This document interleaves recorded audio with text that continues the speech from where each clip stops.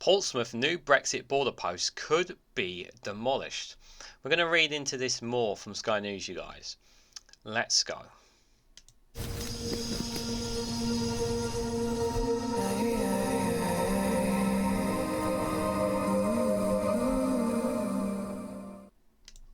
Good morning, good afternoon, good evening, wherever you are in the world. This is Reganelite here with an article from Sky News with the headline that Portsmouth's new Brexit border post could be demolished. It is designed to carry out checks on up to 80 truckloads of produce a day. The port now expects to process only 4 to 5 daily. Guys, while you're here, make sure you hit the like button and share across social media so others are notified of this video.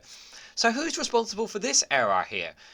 This sounds like to me that Portsmouth have invested in this Brexit border post here, obviously with to do with the incoming trade in and out of the UK, to be ordered to have plenty it's needed, and it's now expected that it doesn't need as much. So what's happened? What's changed that could potentially have done this? Now, obviously the headline says could, so it doesn't mean that it will be demolished, but it's indicating here from the article from Sky News that it could be demolished. So let's be very clear here about that. And Portsmouth is a city that I've had the privilege of actually visiting. Portsmouth, I think it was last year or year before. Very nice city, and lots of history in there. But they have quite the harbour down there, and they get a lot of stuff coming, a lot of stuff in and out, of course. So you would think that this Brexit border would be used quite well, but obviously, as they're going to indicate here, that apparently that's not going to be the case. Something tells me that someone somewhere has made a big boo-boo, or then this would not surprise me, is that the government may have given the wrong kind of information perhaps to Portsmouth when it comes to this border post. So that's potentially what it could be as well. So let's find out, guys. Let's read into it and see what's the real issue going on here. So a new £24 million border control post may have to be demolished, because repeated damages to post-Brexit border arrangements have left it commercially unviable. The facility at Portsmouth International Port is due to begin physical checks on food and plants imports from the EU at the end of next month. But changes to border protocols, since it meant built half of the office, will never be used. So they've made changes to the border protocols. So only half of the building will never be used. Built with a £17 million central government grant and £7 million from Portsmouth City Council, which own the port. So they put £7 million in their own and £17 million from central government here, which owns the port. It is designed to carry out checks of up to 80 truckloads of produce a day. The port now expects to process only 4 or 5 daily. Why? As a consequence, half of the 14 loading bays will never be used. An annual running cost of £800,000 a year will not be covered by the fees charged by the import for carrying out checks. What? It's going to cost that, excuse me, £800,000 a year. Wow. Okay. I'm still a little bit perplexed as to how this mess. So they're saying but changes to border protocols meant it was built, meaning half of the buildings will never be used. Can you give me a bit more insight here, Sky? Portsmouth is not alone, with ports across the country puzzled over how to make the oversized, over-specialised building commissioned by the government pay for themselves with far less traffic. The Department of Environment, Food and Rural Affairs said it spent £200 million part-funded new facilities to cope with post-Brexit border controls at 41 ports. It acknowledges that fewer checks will now be required and says ports are free to use space capacity as they wish.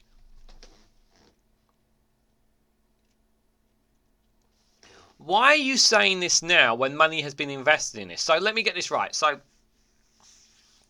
So money that has been invested from taxpayer money and from the council into these ports, into some of these checks places, who expected these larger amounts, and now the government are saying we don't actually need them because of protocol changes. Is this my understanding here?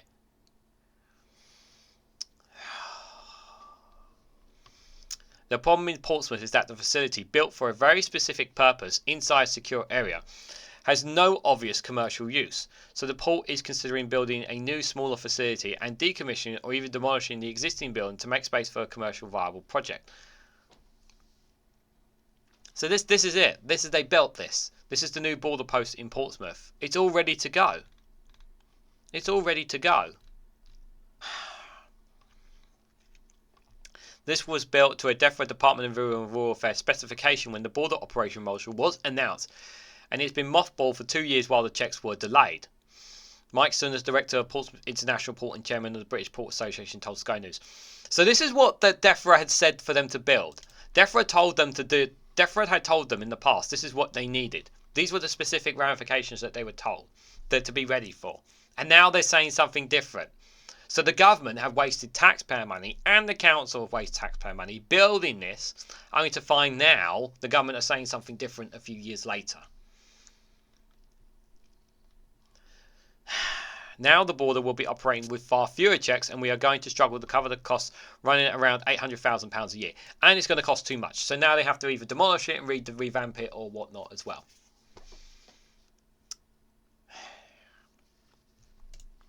So we have to look at the future and work out what strategically is the best way to minimise the impact on the port and to the council. I know it sounds ironic, but it could be building another border control post much smaller than this facility and looking to find commercial ways to get income either through the facility or to demolish it and the operational land for something else. Well, if the running costs are going to be £800,000 a year, well, it's obviously going to change.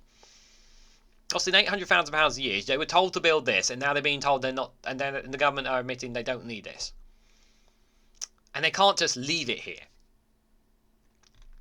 All this work has been put in, and now they're being told that they don't need it. £800,000 a year. It's got to change. It's got to go. If it's no good, it's got to go. I'm sure the residents of Portsmouth will not want to be paying out of pocket for a facility that's not even going to be used. Total and absolute mess. Port owner Portsmouth Council, meanwhile, wants its £7 million share of the £24 million bill cost reimbursed by the government. I should think so. I should think damn so. However, I wouldn't mind the money that they invested, the government reimbursed as well. It should come out of it should come out of the Conservative Party's coffers instead of taxpayer money. I think it should. We as a council had to find £7 million to help build this facility, and now we are on the 5th change of mind about how much inspection there will be. Half of this building is going to be left empty, idle, unused, and yet the costing council taxpayer of Portsmouth a great deal of money, said the councillor Gerard Von Jones, transport lead for the council. Were the Portsmouth facility to close, it could impact the security of UK food imports, as well as the main alternative route to Dover, providing much needed resilience to a supply chain heavily reliant on the short straits route. It's a total and absolute mess. We have an enormous white elephant here, Mr. Von Jones. Enormous white elephant. Sounds familiar, doesn't it? You guys know what an enormous white elephant is, yeah, that we always have going on and we don't talk about. If we can't afford to keep port health people here all day, every day, then to do these examinations, then everything will have come through Dover. And that is an enormous risk for this country. If Dover is closed for some reason, industrial action or whatever, then the whole country's food is at ransom. He's absolutely right. If anything was to happen at Dover, the country's kind of screwed. He's right. And Portsmouth can't have this if it's going to cost them too much and they're not even going to use it. I think Dover should force, my personal opinion, but I think there should be more cooperation between Dover and Portsmouth, and maybe Dover should try and force more to come towards Portsmouth so that they can kind of liberate some of this. I don't know if that's possible or not. The British Ports Association, meanwhile, has raised concerns with ministers about the preparedness of the new inspection regime at the new border post, BCT, due to reinforcing less than 6 weeks. Trade body Ports said Port has not been told what hours PCPS will be required to open, how many staff from 2 states' inspection agencies will be required on site. Crucially, they do not know how much they will be able to charge importers for inspections because the government has not revealed what price will levy the whole state owned to run BCP at Seventon in Kent, 20 miles inland from Dover. Given the dominance of Dover in UK food imports, the so-called common user charge will set the price for the rest of the market, but other ports will still have no idea what to set the fees. DEFRA said it will inform the industry shortly on the fees as it's determined following consultation. Consultation when we have what? We got to the end of April here, and you're only saying we're still consultationing. Come on. The fate of the Portsmouth facility, obscured before it is even open, symbolises the delay and indecision around import controls since the Brexit deal came into force in January 2021. While the UK exports to the EU have faced border and custom controls since the 1st of January 2021, the UK government has delayed similar checks on EU imports 5 times and changed the control regime. The original July 2021 deadline for physical checks in plants and animal produce was postponed because the BCP were not ready. And further delays followed, with the government citing the impact of the food supply chain and the cost of living crisis, kicking the can down the road.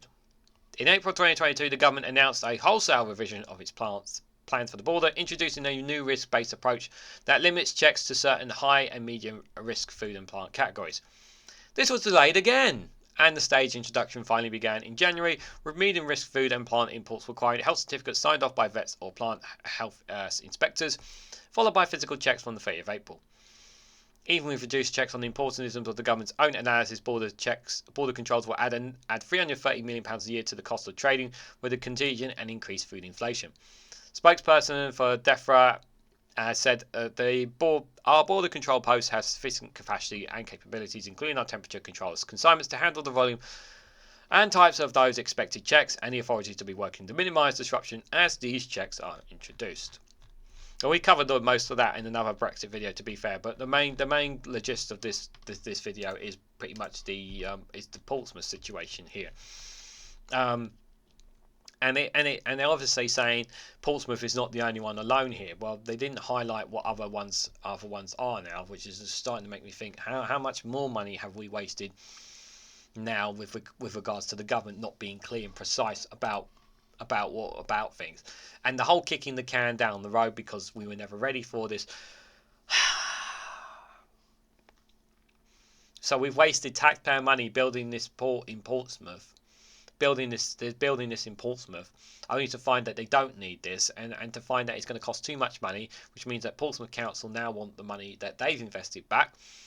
And we've already wasted £24 million of our own taxpayer money, because it's taxpayer money, because obviously we invest, because the government doesn't own the money, we own the money. That's gone into a project that's not really needed, and in actual fact it's going to cost them too much, and now they're going to demolish it, likely, or size it down so that the costs are better. But there's also that possibility that if anything happens to Dover, where are people supposed to go as well? So that's the added boon to it as well. So unless obviously the government subsidises the maintenance for the Portsmouth port, but I don't think they will. I don't think we will want to subsidise it, to be fair. Maybe some of you guys do, but another example of the government not getting things right and wasting taxpayer money. This is exactly what this is, guys. So what do you guys think? What do you make of this diabolical situation here at Portsmouth Brexit border post, knowing that money has been essentially wasted again by government indecision making? It's once again just frustration again, to say the least, over this whole Brexit debacle. What can Portsmouth do here? What should they do? Should they just demolish the whole thing and do a new one? Or should they keep it as an idea? And would you be happy if taxpayers actually paid to help cover the cost rather than just Portsmouth in case anything happened to Dover when these new checks come in at the end of April? Let me know what your thoughts and more about all this in the comments section down below. If you found this video informative, please hit the like button, we greatly appreciate. Share us across social media and hit that bell notification icon so you'll be notified when I upload another video. And if you want to financially support me in the work I do here, you can do so by becoming a YouTube member for as little as 99p, or joining me on Rumble or Patreon for exclusive content there as well. Thank you all so much for watching, and I hope to catch you all very, very soon.